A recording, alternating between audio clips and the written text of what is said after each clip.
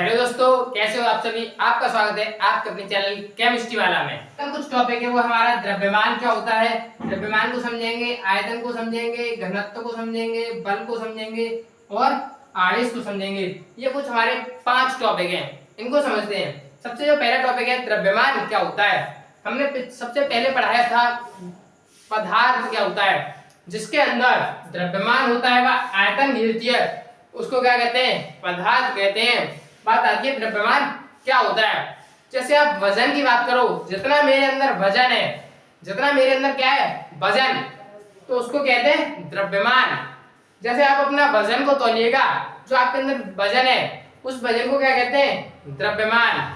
तो द्रव्यमान मतलब कि द्रव्यमान क्या है, वजन, वो जो इसका मात्रक होता है उसका क्या होता है, किलोग्राम। तो द्रव्यमान का मात्रक क्या है, किलोग्राम। क्या, वजन, जितना मेरे अंदर वजन है उसको क्या कहेंगे, द्रव्यमान।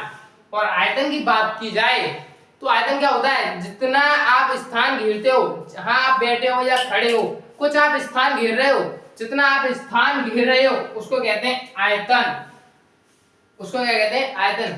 मतलब घेरा हुआ स्थान, आप जितनी स्थान घेरते हो उसको क्या बोलते हैं, आयतन। आयतन होता क्या है, घेरा हुआ स्थान, घेरा हुआ स्थान।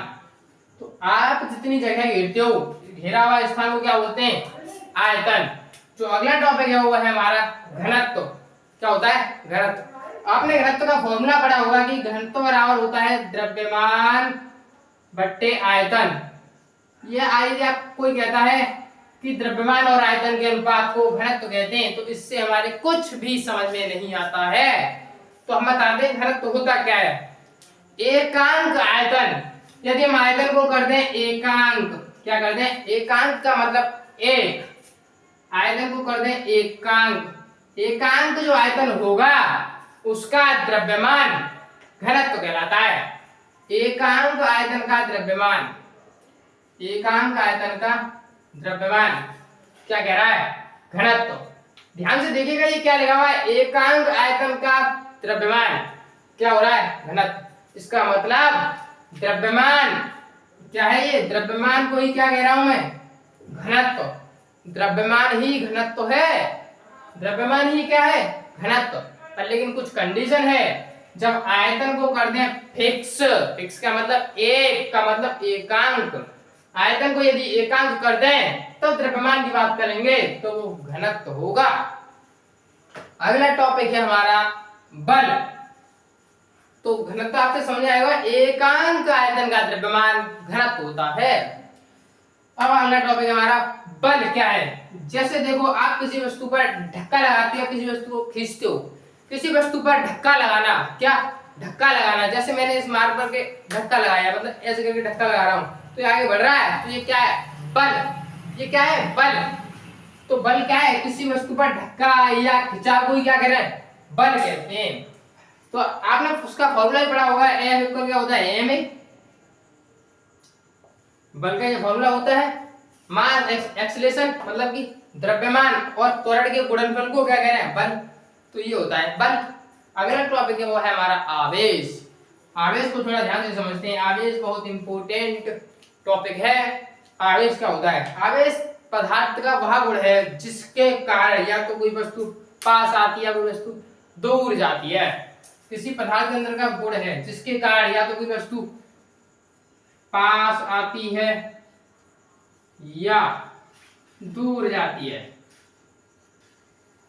उसको बोलते हैं आवेश।